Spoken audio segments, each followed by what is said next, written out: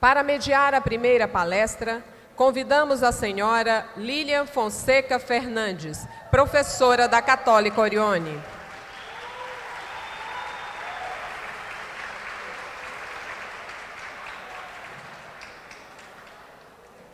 Boa noite.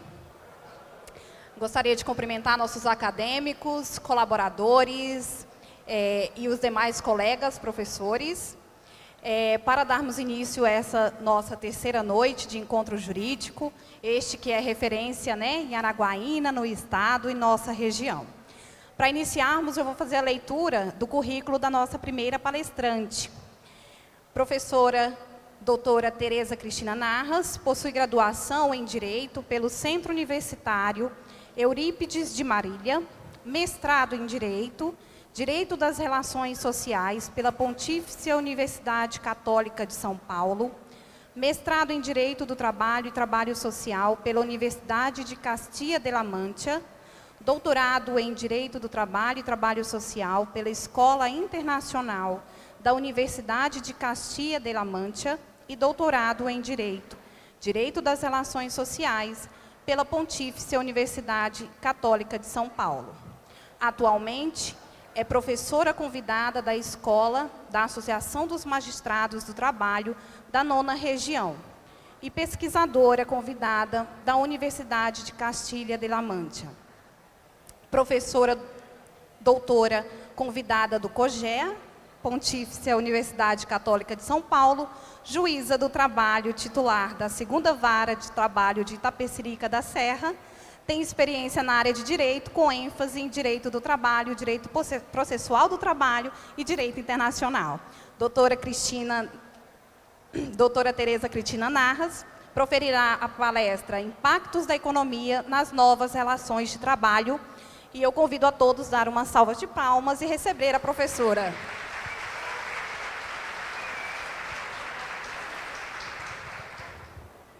Boa noite a todos e a todas.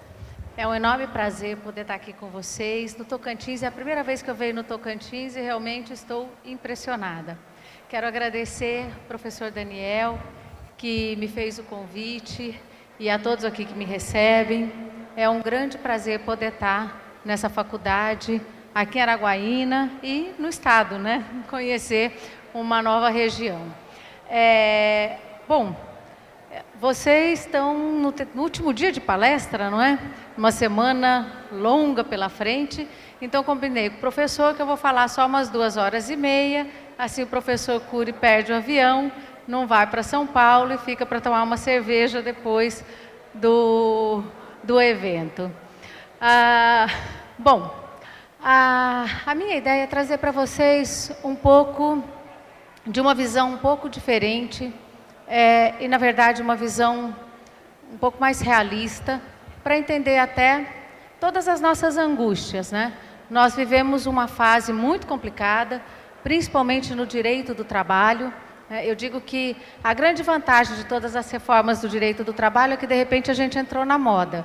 Porque antes só tinha valor quem era do processo civil, do direito penal e, principalmente, do direito empresarial. Direito penal, mais ou menos, o chique era ser tributarista e processualista. E o direito do trabalho sempre foi esquecido, E, na verdade, todo mundo resolveu falar de direito do trabalho. E todo mundo esquecia uma coisa, que todos nós trabalhamos. E o trabalho, na verdade, é o que vai sustentar e a única possibilidade que nós temos de ter uma vida digna. Por isso, para a gente entender um pouco, e na verdade aqui eu não vou fazer crítica nenhuma a nada, os dados que eu trago são dados que vêm de investigações, tanto econômicas como sociais, e para ninguém falar que eu tenho um viés nem muito socialista, nem muito economista, então todos esses dados eles vêm tanto de organizações internacionais econômicas, como da Organização Internacional do Trabalho.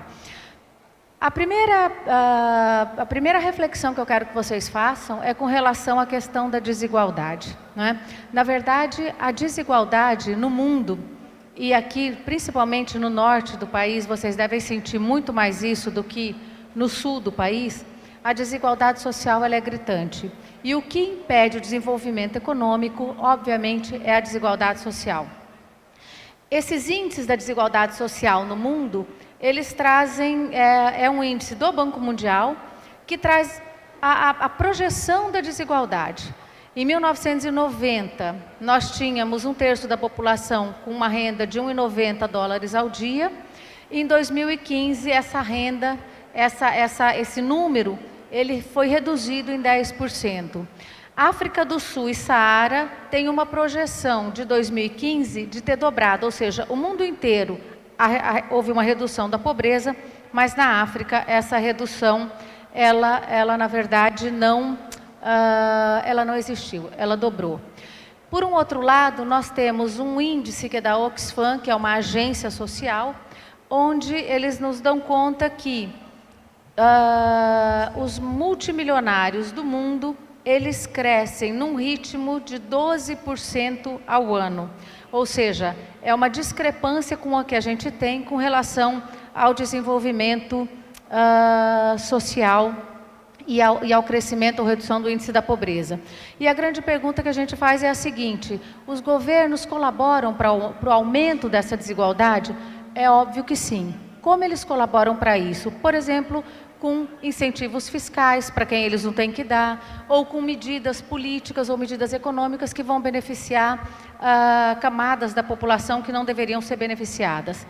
Esse quadro aqui é um quadro da OIT, ele saiu agora em 2019, e a OIT tem chamado de desafios da OIT. Quais são os desafios que a organização internacional ela tem para os próximos anos?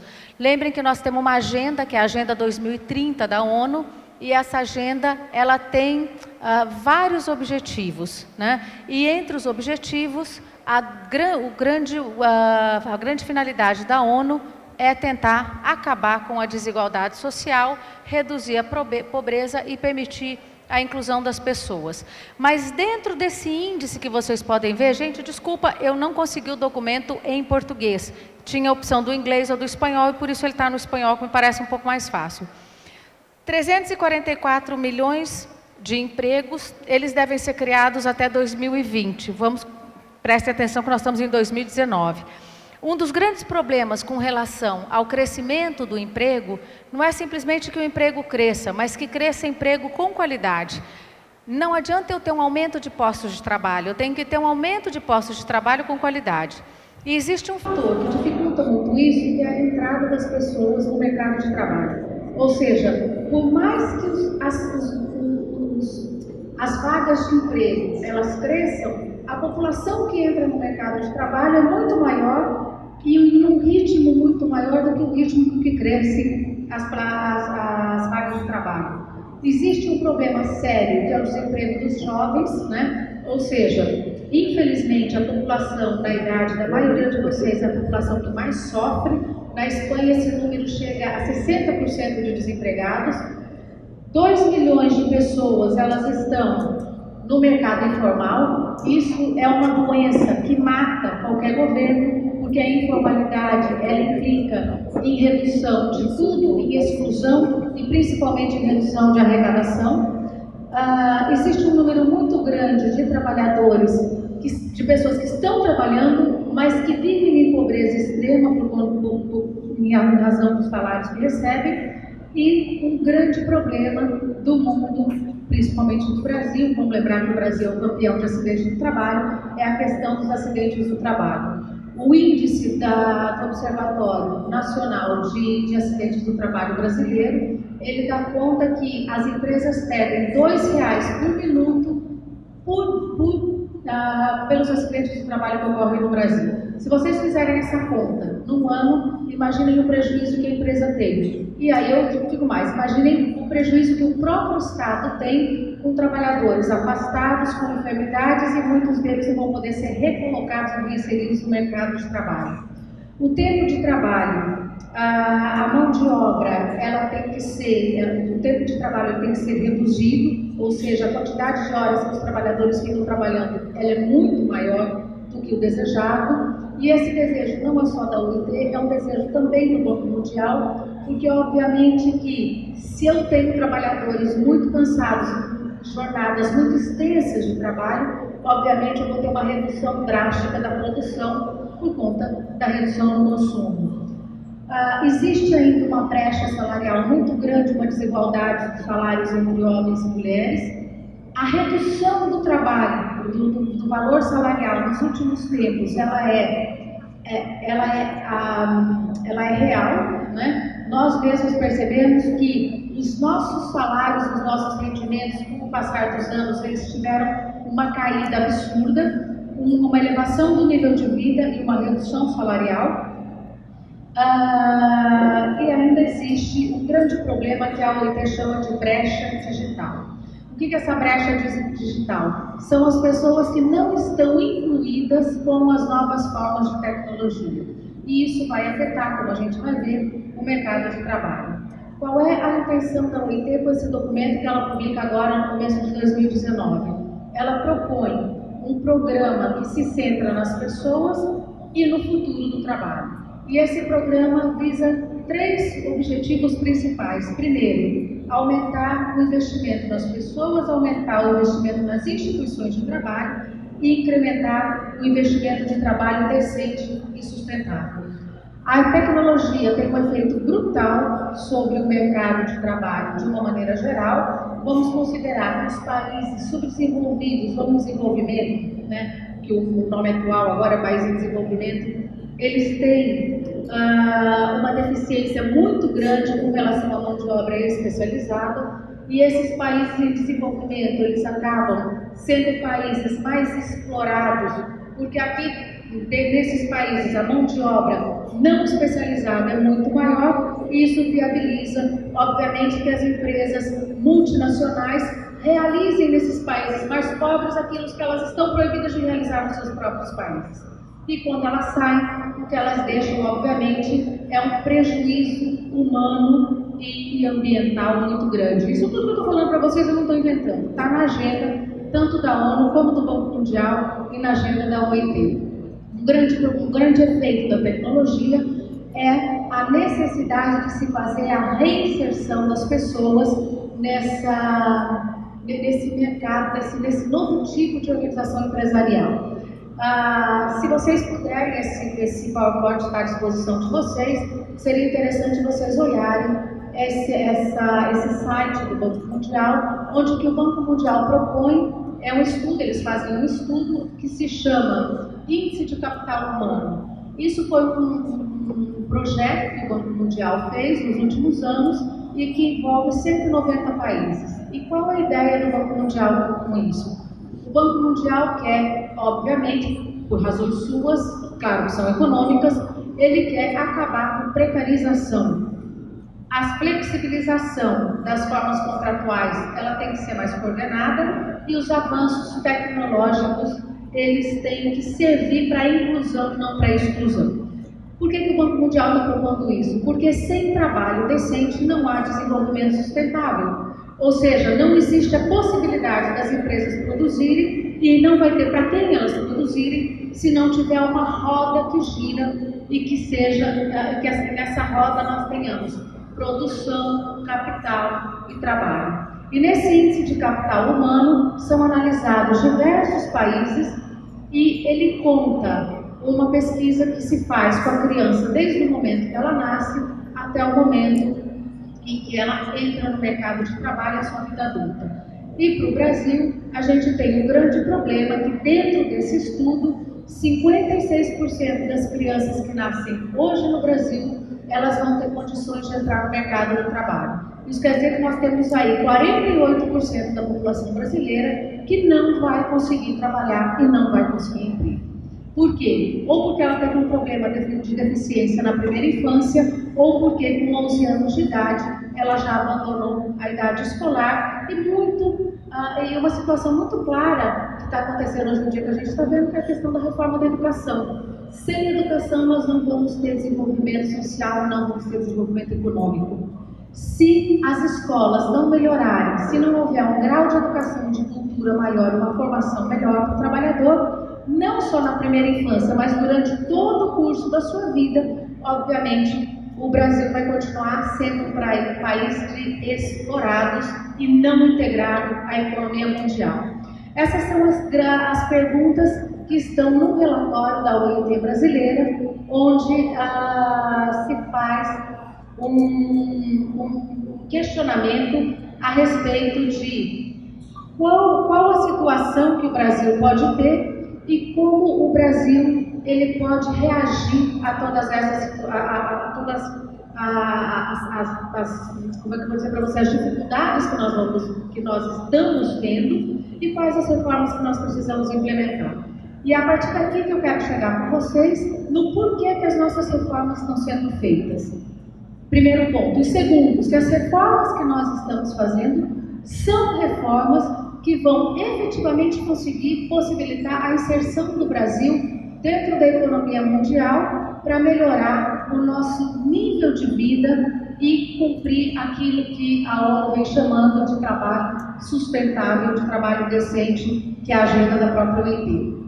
A primeira pergunta que a gente faz, e que veio na reforma trabalhista, é se é possível gerar mais empregos, né? Ou seja, todas as reformas que estão sendo feitas, existe a possibilidade, dentro da estrutura que o Brasil tem hoje, de gerar empregos? É possível que as indústrias produzam aqui? São necessários que tipos de investimentos para que o Brasil possa participar das atividades econômicas e produzir um capital humano melhor?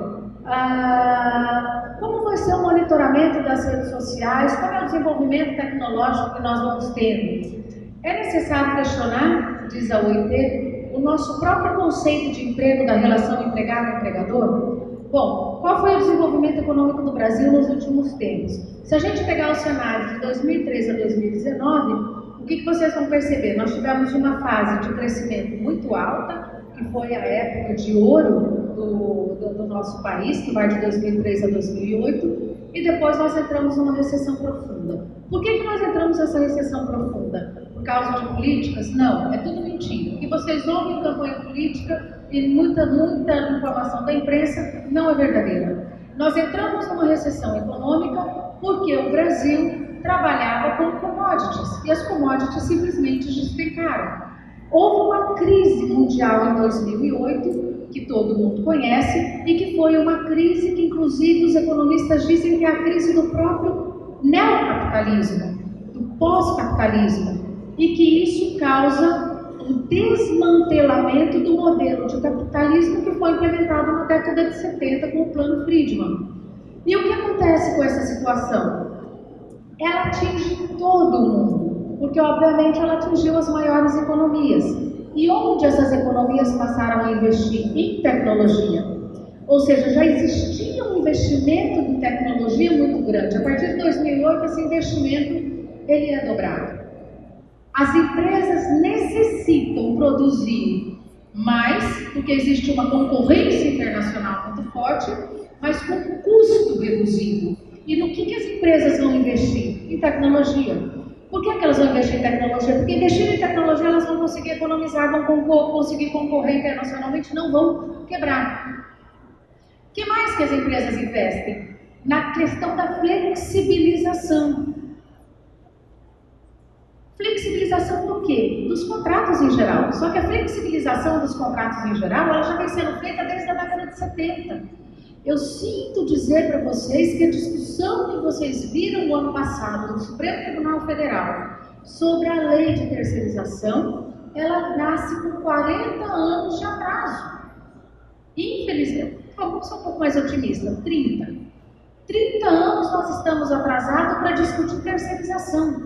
Não se fala mais em terceirização. O que nós temos da década de 70 para cá se chama descentralização produtiva. É a empresa pós-fordista, onde a atividade ela é desmembrada, ela é fragmentada. E a partir dessa fragmentação e desse modelo que foi criado pela flexibilização da atividade empresarial, obviamente vai repercutir na flexibilização dos contratos de trabalho e na desregulamentação. A desregulamentação foi imposta, vamos dizer assim, ou foi proposta pelo capitalismo e pela teoria dos capitalistas como uma solução para um modelo que não estava bom. que era o momento em que o Estado Social começa a ser desmantelado. E por que o Estado Social, na década de 30, começa a ser desmantelado? Por diversas razões, e principalmente por uma conquista nossa feminina, que é a entrada das mulheres no mercado de trabalho. Os contratos flexíveis permitiram que as mulheres pudessem trabalhar. Os contratos intermitentes possibilitaram que os jovens entrassem no mercado de trabalho. Então, toda essa história que tem por trás da questão econômica, ela vai servir, inclusive, para em 2008, quando existe a quebra do sistema anterior por uma crise econômica fortíssima, aconteceu o quê? Simplesmente as commodities que já estavam saindo, vamos dizer assim, de cena, as aplicações em commodities, e o Brasil, para variar, não se preparou para isso. Olha só, nós tivemos pelo menos desde 2003 para se preparar para aquilo que vinha pela frente. E o Brasil sabia que as commodities perderiam valor e que a tecnologia substituiria. E o que é que nós fizemos? Nada, porque nós temos a cultura de fazer tudo na última hora e ver o que vai acontecer. Então, o que acontece? Daí para frente houve uma desaceleração econômica. Obviamente, o Brasil perde exportação, perde importação. A opção do governo da época foi de optar por uma abertura do mercado, por injetar dinheiro no mercado e por aumentar a contratação de serviços públicos. Só que depois o governo não se preparou para mais nada. E esse não preparo para mais nada fez com que a gente chegasse numa recessão tremenda e numa perda tremenda de condição econômica. Isso tudo somado, obviamente, a nossas questões políticas, que eu não preciso dizer muito para vocês como elas ocorrem. Então, nós tivemos o problema da corrupção, da falta de confiança no país e da estagnação econômica, de políticas econômicas que pudessem conseguir resolver a situação do país. Esse mapeamento do Brasil, ele saiu agora, no começo do ano, e como vocês podem perceber, o norte e o nordeste do país é a região mais pobre, em que mais de 45% da população vive abaixo da linha da pobreza. Isso quer dizer o seguinte: como é que eu vou conseguir falar em crescimento, em educação, em crescimento econômico e desenvolvimento social com uma situação como nós temos passado? Quais são as expectativas para o Brasil? Intenciona-se uma redução da precarização dos postos de trabalho. Um outro conceito muito complicado é a questão da precarização. O que é precarização do mercado de trabalho? A precarização, como eu disse para vocês, ela vem ocorrendo desde a década de 70. Trabalho precário não é só trabalhar em hora extra, não é só trabalhar no trabalho escravo. Trabalho precário é efetivamente o trabalhador ele não ter expectativa dentro do seu posto de trabalho. E a maioria dos brasileiros hoje trabalha dessa forma. Que expectativa de crescimento você tem dentro do seu trabalho? E nós temos vários tipos e modelos, vamos dizer assim, de trabalhadores dentro do nosso país. Desde o trabalhador que não tem preparo nenhum e que depende da carteira de trabalho. A carteira de trabalho é uma mentira que inventaram para o trabalhador e onde todo mundo se apega a ela numa propaganda absolutamente enganosa, porque na verdade a carteira de trabalho não é o último tipo de trabalho que nós temos. Nós temos 25, 26% da população brasileira que trabalha com carteira de trabalho e nós temos aí um contingente de mais ou menos 50, 60% de trabalhadores informais no Brasil. Que isso, como eu falei para vocês, é um grande problema para a economia não só mundial, mas para a economia interna. Nós temos um outro problema, que é com relação à redução dos postos de trabalho. Essa consultoria McKinsey, ela estima que no Brasil 50% dos postos de trabalho eles desaparecem em razão do uso da tecnologia, desaparecem e nascem outros tipos de postos de trabalho. E a pergunta que eu faço para vocês é: quem está preparado para assumir esses outros postos de trabalho? Nós não temos formação para esse tipo de trabalhador. Isso vai causar o aumento da informalidade, que é o que tem acontecido com os diversos trabalhadores que nós temos, principalmente em plataformas digitais. Que essas plataformas digitais, que tanto vêm sendo atacadas por vários segmentos de socialistas, têm um grande diferencial. Elas podem ter lá os seus problemas, e eu nem vou entrar nessa questão com vocês, que a gente ficaria aqui até amanhã discutindo, mas ela pode representar a única forma de sobrevivência de vários trabalhadores. Então, quer dizer, tem que ter muito cuidado com como se vai lidar com isso. E nós temos principalmente a coexistência de modelos novos e modelos velhos de contratos de trabalho. E nós temos uma CLT completamente ineficiente para abarcar, seja a relação tradicional, seja a relação futura. E aí vem os gargalos que são apontados não só pela OIT, pelo Banco Mundial, mas como pela OIT. Sistema tributário disfuncional, um ambiente negativo para negócios, não precisa falar muito, a situação política que a gente vê nos jornais todo dia demonstra por que as empresas não querem investir no Brasil. Abertura comercial, aparentemente o Brasil parece ter uma abertura comercial muito grande, mas não é. O Brasil é um país travado, é um país fechado, um nível insuficiente de capital humano, falta de infraestrutura, Daniel, tá vendo? Por isso que a gente não consegue chegar aqui. Que infraestrutura nós temos de ligação com o país? Nenhuma. O desenvolvimento que a gente teria que ganhar com transportes públicos eficientes, com estradas eficientes, nós não temos. Então não adianta eu ter a melhor produção do mundo de capital humano, por exemplo, em Araguaiana, se para sair daqui é mais difícil, para sair ou para chegar, é mais difícil do que conseguir, por exemplo, atravessar a fronteira Brasil-Paraguai no sul do país. Percebem? Quando eu falo em infraestrutura, o que é a infraestrutura? Fora o preparo das pessoas para poder fazer alguma coisa. Tudo é burocrático, tudo é difícil. Baixa educação. Baixa educação é a questão cultural. Nós estamos vendo aí a crise que nós estamos tendo no Ministério da Educação. O corte que se faz com o orçamento que se tem, que deveria ser dirigido para estudo, para pesquisa. Nós não valorizamos a pesquisa no país. Então isso é uma coisa muito complicada. Como é que você quer ter desenvolvimento cultural se o pesquisador não é valorizado, não é? E isso tudo vai acabar gerando a questão da desigualdade social, que é brutal. Ou seja, vocês vão para São Paulo, isso é claro, em lugares muito bem coordenados, muito bonitos, muito bem desenvolvidos, rodeado por favelas e uma pobreza imensa do lado.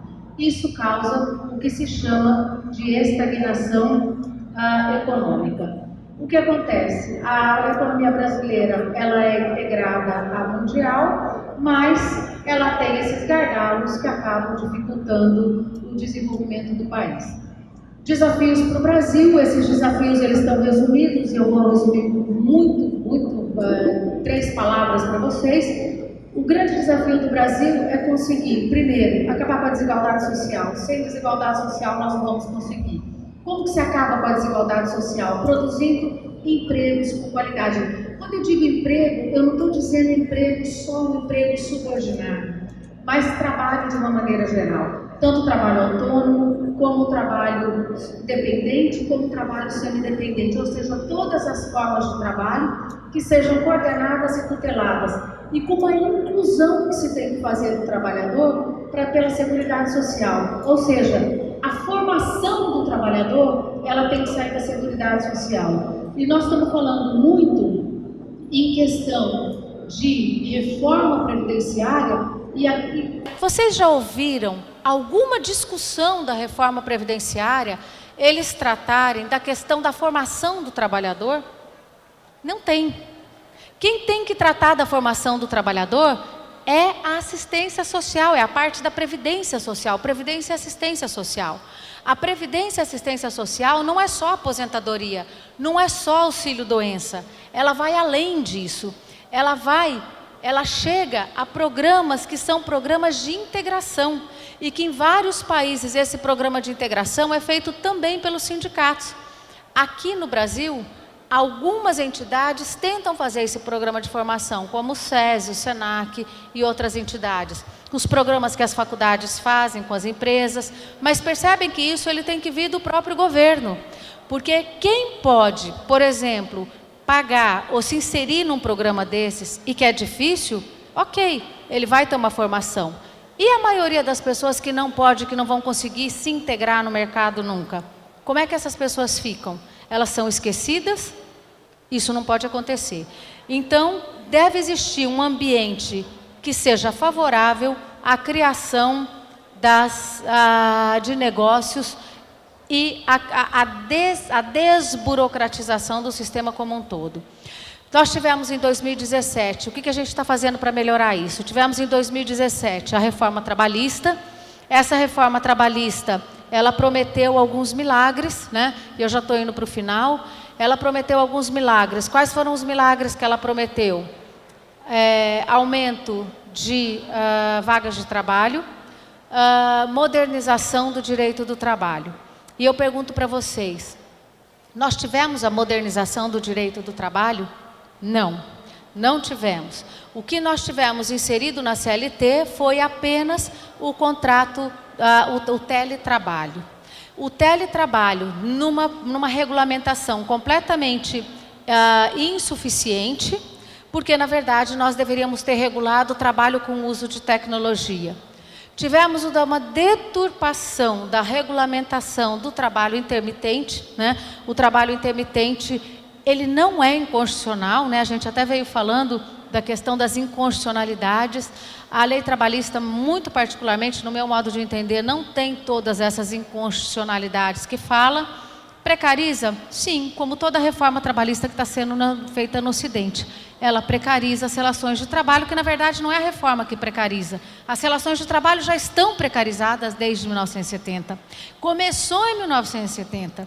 E no nosso caso, ela já foi precarizada em 67 com o sistema optativo do FGTS, que virou obrigacional, né? Então, quer dizer, não foi a reforma de 2007 que precarizou. Ela já está sendo precarizada lá de trás. E mais precário que isso foram as mini-reformas que foram sendo feitas. Conclusão, nós temos uma legislação trabalhista, que é uma coxa de retalho, que promove um monte de discussão e pouca solução. Fora as discussões acadêmicas que acabam se travando no âmbito dos tribunais e que não servem para resolver muita coisa. Pelo contrário, servem para dificultar a vida de todo mundo. A reforma trabalhista, ela pretendeu atingir 3 pontos. O ponto processual, o ponto do direito material e o ponto do direito coletivo. No direito material, acertou algumas coisas e outras coisas vai trazer mais problema, como eu falei para vocês. No direito processual, o grande foco da reforma trabalhista no direito processual chama-se análise econômica do processo. Quem tem paciência de ler os relatórios do CNJ vai entender que ali naquele relatório está o fundamento da reforma que foi feita. A Justiça do Trabalho, como toda justiça, não que a justiça não tem que dar lucro, mas de todas elas é a mais deficitária. A Justiça do Trabalho gasta 70% do que recebe e devolve 20%, 30%. Está no relatório. E aí, o que o governo fala? Olha, temos que resolver essa situação de não ter uma despesa tão grande com isso. Formas alternativas de soluções, que muito cá entre nós, já estava mais do que na hora de ter formas alternativas de soluções de conflito. E aí, cria-se alguns mecanismos para poder resolver a situação do acesso à justiça. E aí vem uma corrente e fala assim, mas a reforma proibiu o acesso à justiça a partir do momento que fixou custas para o trabalhador. A pergunta que eu faço é, a lei dos juizados especiais tem a mesma redação da CLT. E ninguém fala que o juizado especial dificultou o acesso à justiça. Pelo contrário, todo mundo fala que ele ampliou o acesso. E o número de ações que entram em juizados é a maior prova disso, né? Então, na verdade, faz-se uma leitura muito parcial e uma leitura que não me parece uma leitura coerente dos artigos que instituíram a cobrança de custas e honorários. Se fizer uma leitura dentro da sistemática do direito processual, vocês vão chegar à conclusão que nada mudou. Está tudo igual. O que aconteceu foi a imposição de algumas regras para acabar com o desrespeito aos tribunais que existia antes. Eu cansei de fazer audiência e do empregado estar ali e a testemunha não vir e ele sair correndo para o processo dele ser arquivado e depois ele entrar com a ação de novo sem nada acontecer. Então, quer dizer, isso não é um desrespeito só para a justiça, é para a parte contrária, para o advogado e etc. Então, na verdade, algumas medidas sim precisavam ser tomadas. E por fim, o direito coletivo, muito sinceramente, eu não sei o que dizer para os senhores, porque ninguém mais sabe como ficou o direito coletivo, não é? A questão do imposto sindical já tinha sido resolvida pelo Supremo Tribunal Federal e pelo TST, já se havia concluído que a cobrança compulsória era inconstitucional, e o que aconteceu? Isso já estava solidificado com relação a todos os outros tipos de contribuição.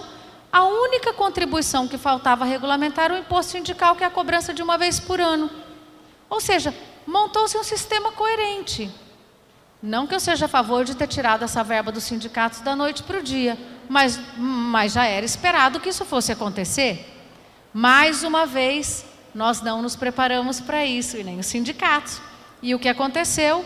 Os sindicatos acabaram sofrendo vários impactos, inclusive o dessa medida provisória, que saiu aqui em 1º de março de 2019, para dizer que agora, para fazer cobrança, tem que enviar boleto bancário, né? Essa medida provisória, sim, me parece que é inconstitucional. Ela não guarda qualquer tipo de fidelidade, nem com o direito contratual, nem com o direito do trabalho. Aliás, eu sinceramente não entendi essa medida provisória. Agora, a outra medida provisória que foi publicada também para tentar resolver alguma situação foi a medida provisória que, como dizem os jornalistas, acabou com o Ministério do Trabalho. Qual foi a ideia do governo? Fazer o que outros governos já vêm fazendo, né? Instituir dentro do Ministério da Justiça ou dentro do Ministério da Economia diversos tipos de secretaria. Para que o governo faz isso? Para enxugar a máquina pública, ponto. Simples assim. Para que eu tenho 20 ministérios se eu posso ter 5 com mais eficiência? A pergunta que se vem em seguida é: será que eu vou ter eficiência, né? Num país onde nós não temos fiscais do trabalho, fica difícil falar em eficiência. E o fato do Ministério do Trabalho ter deixado de existir não vai aumentar o número da fiscalização. Então, eu sinceramente tenho lá a minha desconfiança, não sou contra o estabelecimento, cada governo, é aquela história, cada um organiza a sua casa e a sua empresa, como vai ficar mais fácil de administrar e como vai ser mais eficiente a administração. A questão não me parece que sejam cargos e locais, e sim se a administração que se vai fazer é eficiente ou não. Outra medida que foi feita, e aí essa que foi a última medida que saiu agora, e eu acredito que, não sei se o professor Alessandro falou antes para vocês, é a medida da Declaração de Direitos da Liberdade Econômica. É uma medida muito interessante, essa medida provisória. A única coisa que não é interessante nela é que ela é uma medida provisória. Eu, sinceramente, não me perguntem, porque eu não sei por que se estabelece uma declaração de direitos da liberdade econômica através de medida provisória, né? Ou eu esqueci o direito constitucional, eu tenho que voltar para a escola, ou então, não sei, mudou a natureza da medida provisória. O que tem acontecido é que a gente tem sido governado por medidas provisórias e que não sabemos o que vai ser. Então, vamos lá. Se a gente voltar naquelas situações que eu falei para vocês, do que o Brasil precisa fazer para poder melhorar. Ou seja, nós precisamos de segurança, desburocratização, abertura para um ambiente econômico social favorável, formação de trabalhadores,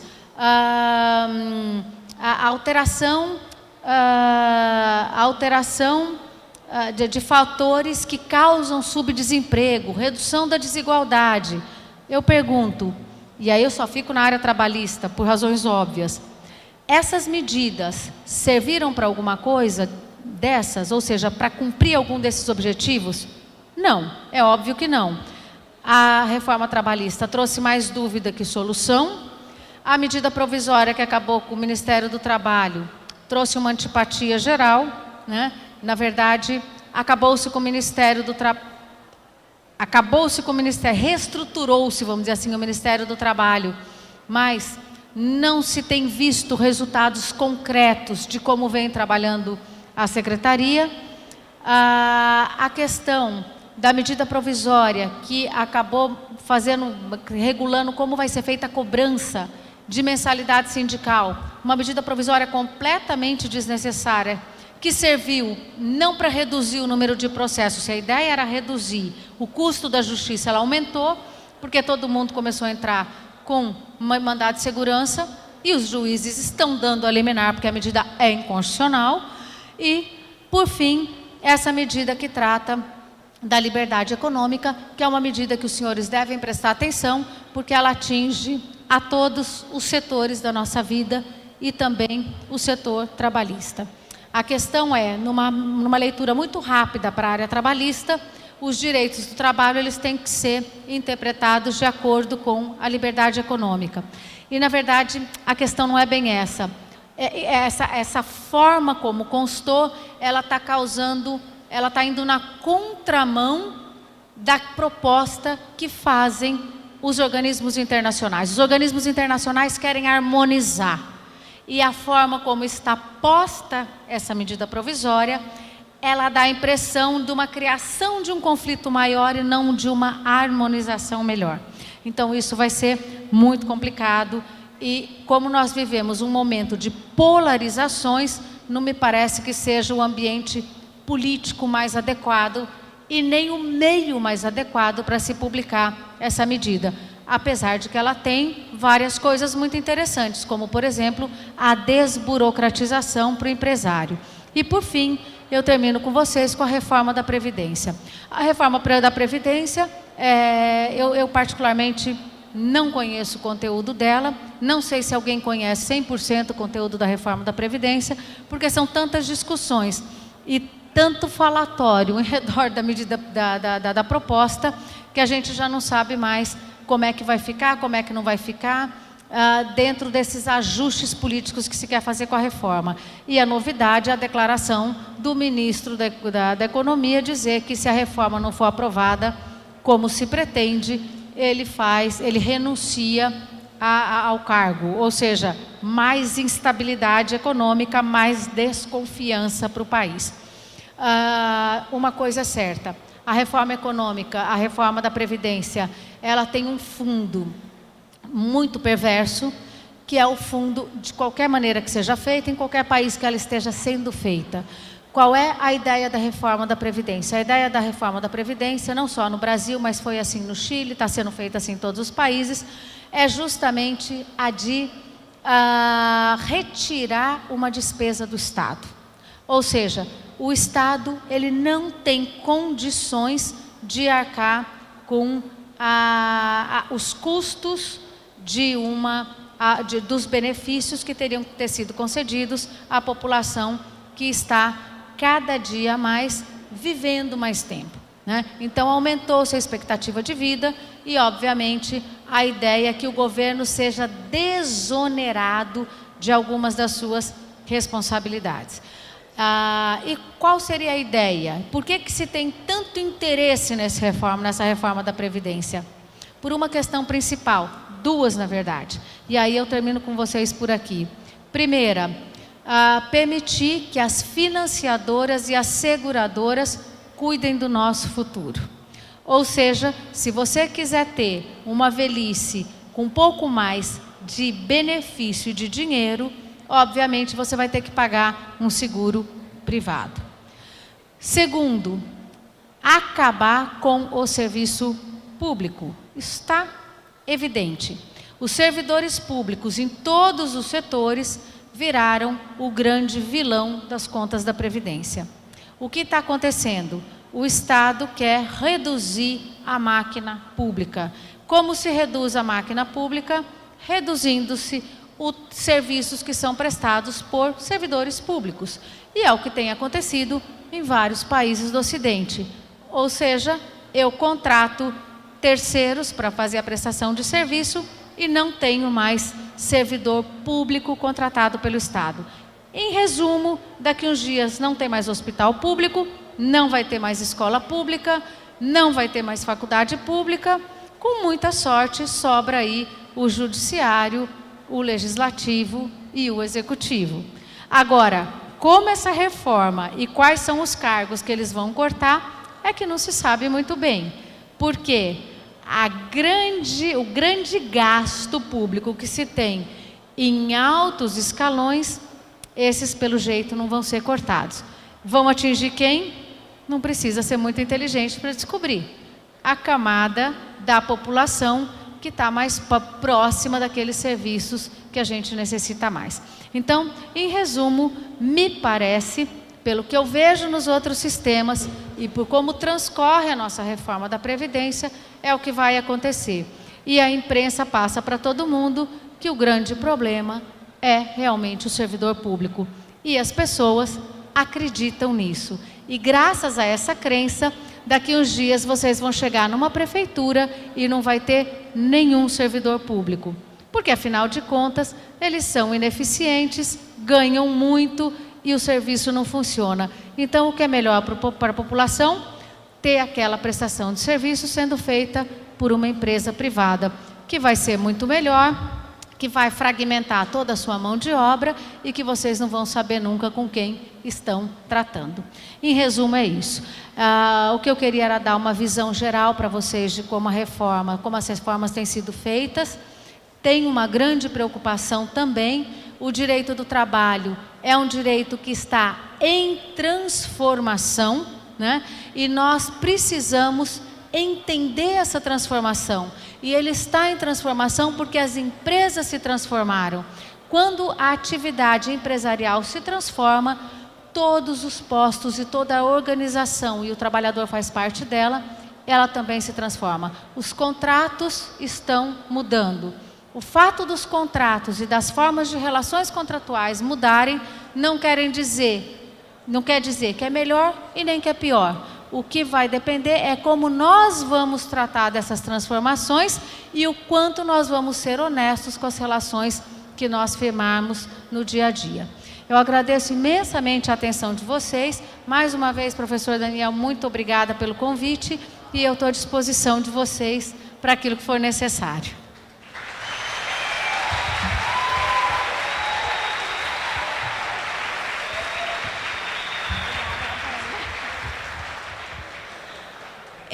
Nós gostaríamos de agradecer à professora Tereza Cristina, dizer que em sala de aula nós temos um desafio enorme, né? Existe um time a favor, contra a reforma trabalhista em todo lugar. Mas nós queremos muito agradecer, acho que fomos extremamente felizes no tema, na discussão de extrema relevância. E gostaríamos de entregar uma lembrança para você,